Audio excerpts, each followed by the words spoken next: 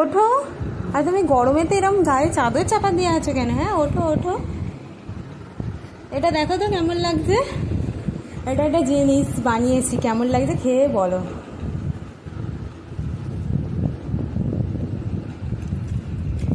কেমন লাগছে?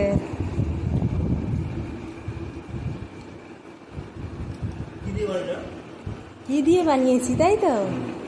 হ্যাঁ, তো কি দিয়ে বানিয়েছি অবশ্যই বলবো তোমাকে। ভালো লাগছে সত্যি? তুমি তো শুনলে বলবে এ বাবা কি দিয়ে বানিয়েছো। তো এই পচা আলুগুলো কি তুমি দেখতে পাচ্ছ? দেখেছো কতটা পচে গেছে? এইরকম খারাপ খারাপ আলু দিয়ে তুমি এই রেসিপিটা বানিয়েছো? একদম, তুমি ঠিক বুঝেছো।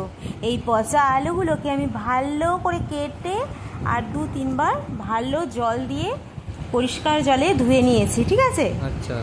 তারপর কি করলাম বলো তো? তারপর ওটাকে আমি মিক্সার গ্রাইন্ডারে ব্লেন্ড করে নিলাম। দেখেছো কত মিহিভাবে করেছি? তারপর তাতে দিয়ে দিলাম কাঁচা লঙ্কা কুচি আর দিলাম আদা বাটা, বুঝতে পারলে? হ্যাঁ। আর দিলাম কালো জিরে আর পরিমাণ মতো নুন দিলাম আর দিলাম চিলি ফ্লেক্স। যে যতটা ঝাল খেতে পছন্দ করবে সে দিতে পারো, আবার নাও দিতে পারো। আমার তো বেশ ভালোই লাগে, বলো ভালো লাগছিল না ঝালটা? অবশ্যই। তারপর দিয়ে দিলাম স্বাদ মতো চিনি, দিয়ে দিলাম এটা কি বলো তো, তুমি কি বুঝতে পারছো এটা কি? এটা মানে মেথি পাতা, তাই তো? হ্যাঁ একদম, মেথি পাতা দিলাম আর দিলাম গরম মশলা। না না, ওটা ছিল চাট মশলা। আচ্ছা। তারপর দিয়ে দিলাম চাল গুঁড়ি 2 চামচ আর দিলাম বেসন।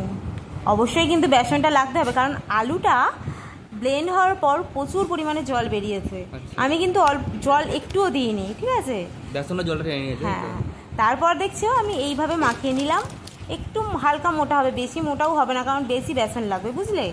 তারপর কড়া গরম করে নিয়ে দিয়ে দিলাম সরষের তেল আর তাতে ছোট্ট ছোট্ট করে ছেড়ে দিলাম ওই আলু আর বেসনের মাখাগুলো। দেখতে পাচ্ছ তুমি? বড়ার মতো ভাজতে হবে, তাই তো? হ্যাঁ হ্যাঁ, একটু ভালো করে মুচমুচে করে ভাজতে হবে, নাহলে খুব একটা ভালো লাগবে না। তো আমি সেই মতো হাই ফ্লেমে দিয়ে ভেজে নিলাম হালকা। তো তোমরা কেমন আছো অবশ্যই কিন্তু কমেন্ট করে জানাও। আর তোমরা যদি এই রেসিপিটা কোনোদিন খেয়ে থাকো বা করে থাকো সেটাও কিন্তু কমেন্ট করে জানাও। আমি কিন্তু এই প্রথমবারই বানালাম এই রেসিপিটা, তবে বেশ ভালোই লেগেছে সত্যি, আমি নিজেই বলছি খুব সুন্দর লেগেছে। অবশ্যই। হ্যাঁ, আমার খুব সুন্দর লেগেছে। আর দেখেছো আমি উল্টাতে উল্টাতে কি হয়ে গেল? উপরে উপরে চেপে গেছে। হ্যাঁ, এবার কি করে ঠিক করব? যা, এই তো ঠিক হয়ে যাচ্ছে আস্তে আস্তে। দেখেছো আমি এইভাবে ঠিক চেপে চেপে খুন্তি দিয়ে চেপে চেপে যাতে পুরোটা ভাজা হয় সেই জন্য চেপে চেপে একটু ভেজে নেব, বুঝতে পারলে? না, খাওয়ার সময় পুরোটা ভাজাই হয়েছিল, ভাজা হয়েছিল তো একদম। তো তোমরা কে কে কোথা থেকে দেখছো অবশ্যই কিন্তু কমেন্ট করে রেখো, কমেন্ট করো। আর আমার চ্যানেলে নতুন হলে চ্যানেলটিকে সাবস্ক্রাইব করো একদম, আর ভালো লাগলে লাইক করো, শেয়ার করো আর কমেন্ট করে অবশ্যই আমাদের পাশে থেকো। দেখো আমাদের এদিকে রেডি হয়ে গেছে। সত্যি বুঝতে পারলে এটা আলুটা পচা আলু দিয়ে তৈরি? সত্যি খুবই টেস্টফুল হয়েছে, ঠিক আছে? দেখেছো? এক কথায় সেই রকম একটা ইউটিউবার বলে না, দারুণ।